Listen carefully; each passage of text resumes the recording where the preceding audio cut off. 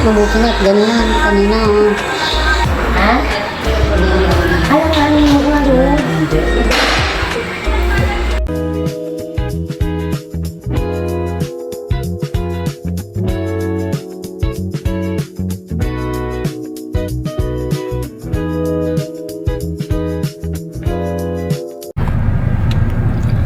So ayan mga ka-dragon, nandito tayo sa harap ng hospital.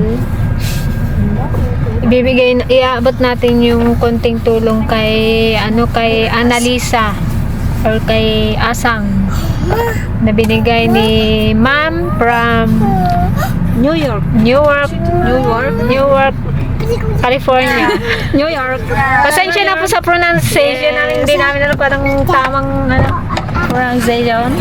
Newark. Favorite ikaw, JD, ha? Bye, JD!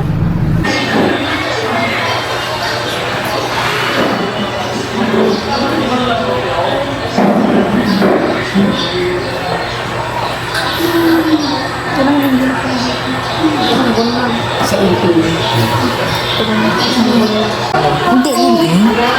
Tumalagutan ng hindi. Kabahan nila eh.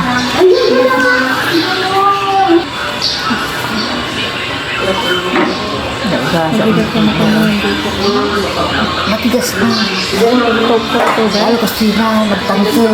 Pati dito. Oo. Pinapunta kami at kanina yung umaga daw. Medyo nagkon na. Pero hindi pa si kanya? Hindi. Gabi pa lang daw. Mabigat na yun siya. Bigat mo? Lagyan mo po ah?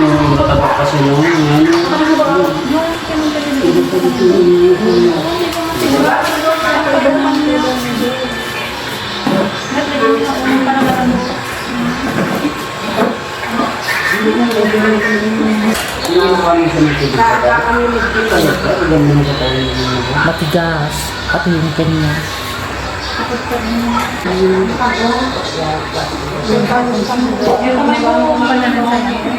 Ayaw niya mag-uwi, ante? Sa inyo? Tanggapin na rin. Tanggapin na rin. Kaysa ganyan na irang. Tatlong araw na nagamna. Sa gabi hindi kami nakakatulog ng tulog ko. Hindi nga lang ako nagpapakita ng dahil sa amin. Kaya baka lagi na stress. Tanggapin na natin, sabi niya ng pangungulog. Tanggapin na natin na talagang isa yung ganyan mo, nahihirapan.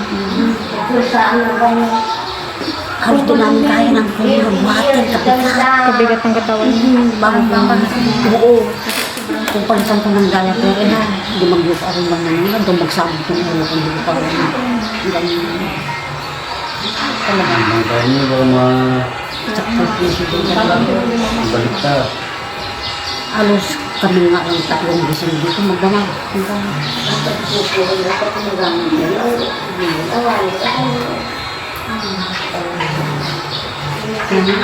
Sabi ko kaya kung pagkapin na natin kung talagang Sa ganyan din nahirap na.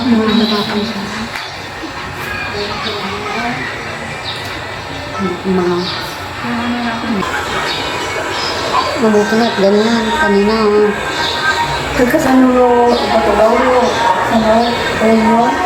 Ano dalawa kami. Dalawa kami.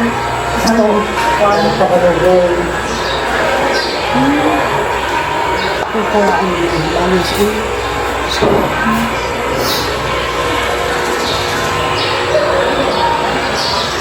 pero hindi mo rin sabi na ba? Nahihirapan ako, hindi mo sabi. Hindi sabihin. Hindi sabi. Sana masakit? Wala. Ito wala.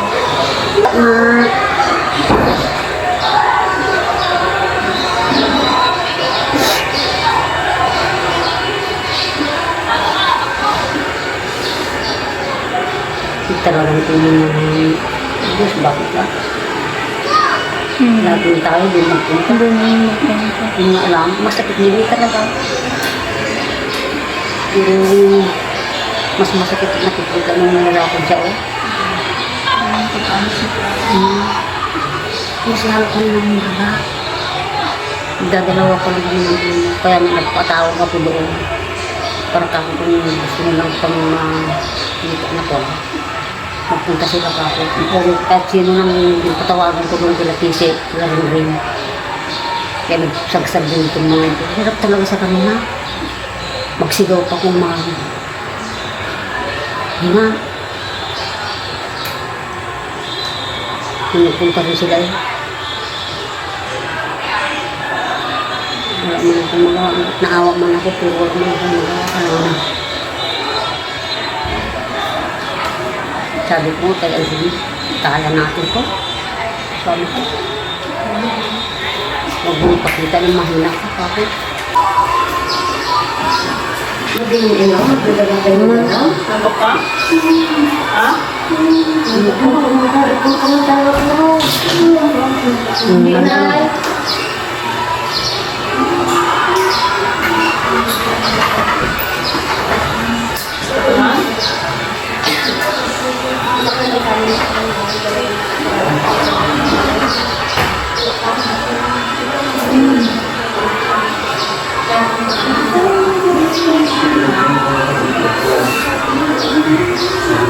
Ito mo ko yan.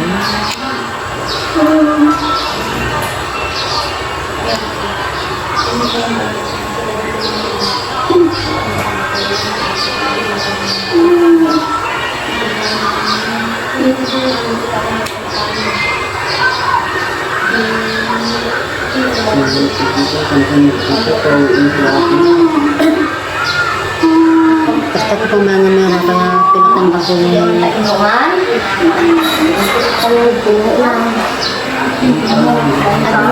Para po po na.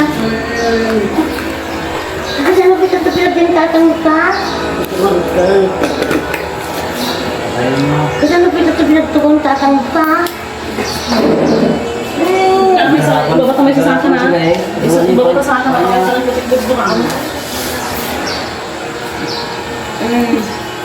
Bawang kayo, ibabawag din mo siya sa kanan. Tuhan. Malabdi mo sa kanan lang. Manang sa kanan.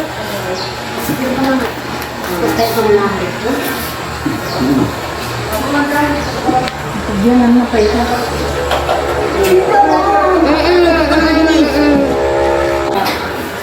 Hindi?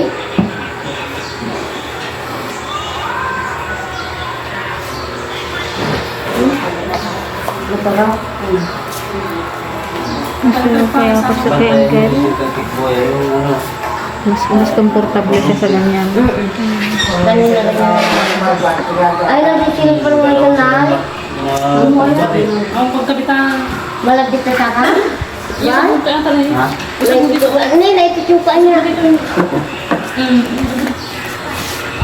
Itas mo kayo pa mo sikbog doon ako kay Papa. Ikaw, itas mo na doon. Hindi, ang pagkabitan ko lang. Tayo ko lang yan. Ito yung phone niya sa isod. Ha? Alam nga niyo mo nga doon.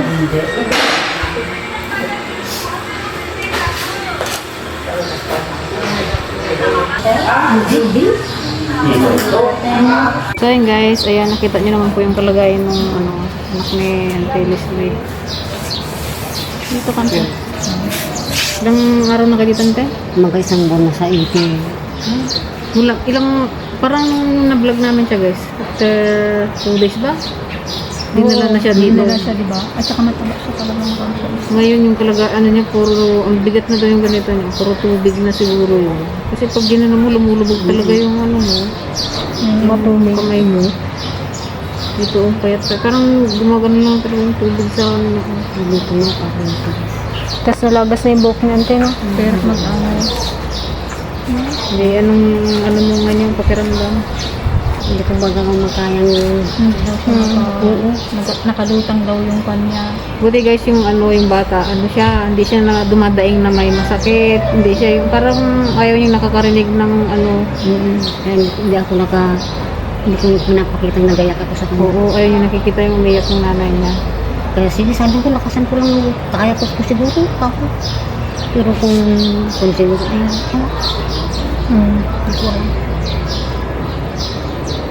Catherine, siyempre, sabi niya, iuwi na natin para pa. Kasi ayaw yung mag-uwi doon. Ayaw niya nga magulo sa amin. Takot siguro. Gusto niya pa rin siguro ano kayo, buhay pa rin, matagal. Siguro, hindi niya rin sinasabi ng nanay, hindi ko na kaya, hindi niya rin sinasabi ng Parang lumalaban pa rin siya kaya Lumalaban siya, lang. pero kita mo rin ang sitwasyon. Mabuti na ngayon, hindi gano'n, kung nakita niyo lang kami ng pangalan, ay umaga. Kaya pausok na kailan pausok kami. Para lang makampo yung hiningan niya. Kaya nagtawag ako ng oras doon. Pagkatapos mabutan ko nila kung sakaling ko. Hindi ko kaya. Pero sabi niya, kayanin mo, tanggapin natin kung talagang yan ang Diyos. Bahala na ikaw ko rin.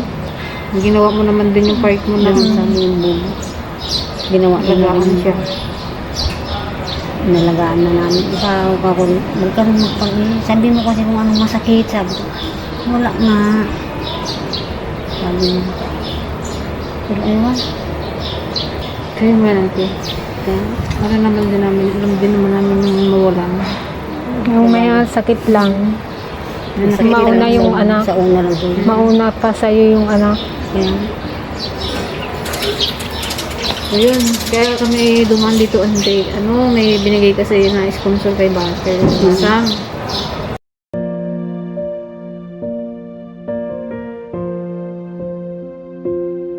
Dapat nung ano pa namin nabigay, kaya lang nagka-problema. kaya nga daw. Yung nakausap namin si Ayak, dapat yung kinabukasan, nagpabayan din yun sila. Kaya nga daw, yung doon ay, yung nangyari doon sa inyo, ay sa tindahan niya. Ayun, kaya mo na yun. Kaya mo na yan. Huwag mo lang intindihin yan.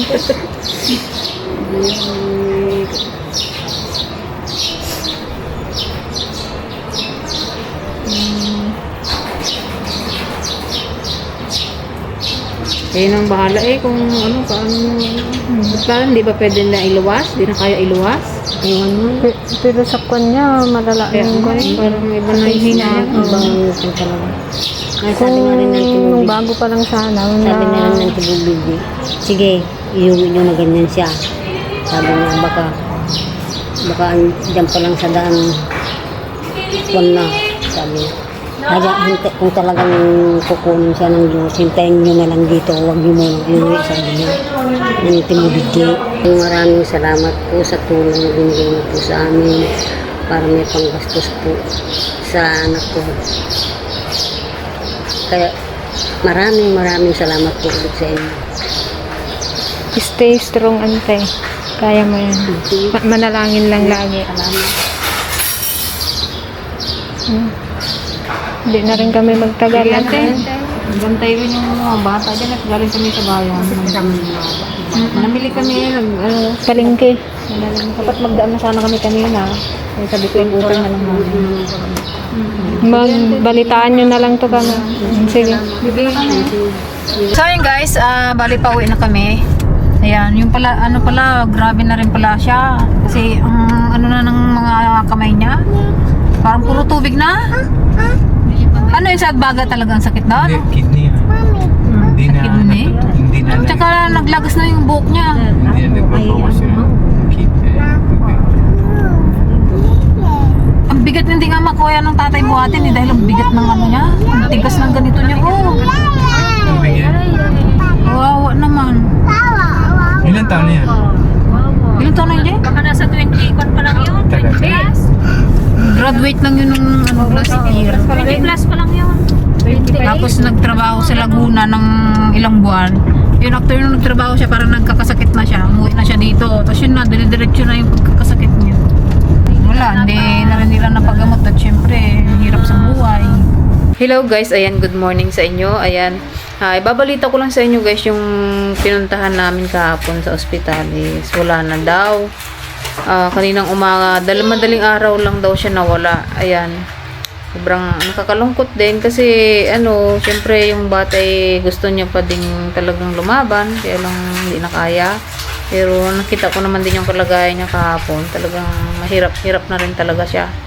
Tanggap na din ng magulang niya na ganun, doon na siya papunta para daw hindi na rin siya mahirapan. Buti na lang guys, pumunta pa kami doon, nakadaan kami doon kahapon.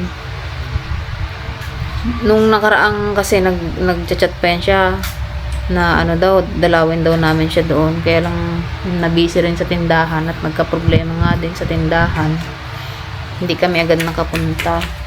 Sobrang nagpapasalamat kami kay ma'am. Ayan, ayaw niya na magpabanggit. Ayan, sana marami pa po kayong matulungan. Malaking bagay po yung binigay niyo po sa kanila. Ayan, lalo na ngayon kailangan po nila ng panggastos.